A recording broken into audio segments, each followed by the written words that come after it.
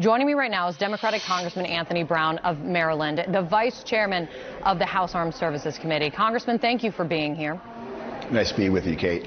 You are an Army veteran yourself. First and foremost, what do you think when you hear top-ranking military officers are expressing this level of frustration and dismay about orders coming from the president?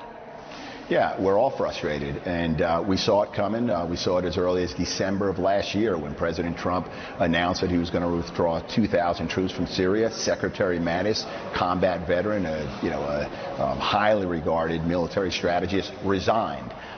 We knew it was going to happen when the United States pulled forces out of northern Syria, that the only winners were going to be Russia, Iran, and the barbaric Assad regime. So it's very frustrating, and these sanctions, quite frankly, while we need to impose them, they may be a little too late. And that's what I wanted to ask you about. Where are you on the sanctions? Is it enough? What do you actually think it's going to do? Look, we definitely need to take steps. The most important thing right now is operationally, we need to make sure that U.S. forces are protected because the president has put them in a very dangerous position. They are literally between two warring forces, the Turkish army and the Kurdish forces. So operationally, that's my top priority.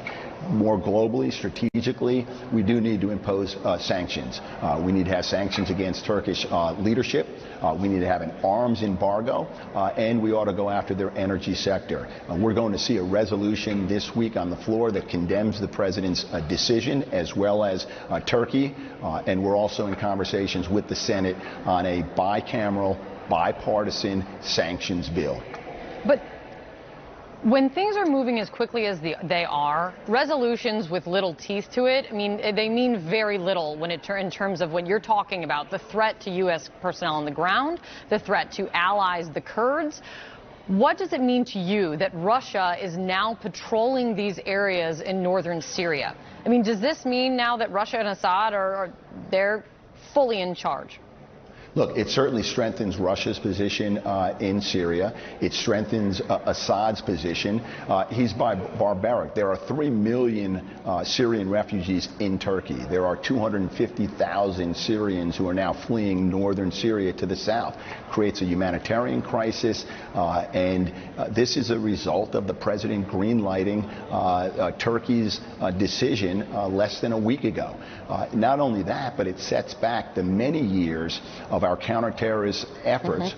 The United States forces working with our partners on the ground, the Kurdish forces, who lost over 10,000 of their fighters in the fight against ISIS. It sets them back. And finally, let me say, it really jeopardizes U.S. credibility for not only current but future allies we may have in this region and every other region around the world. We've lost credibility in the face of our global partners and allies.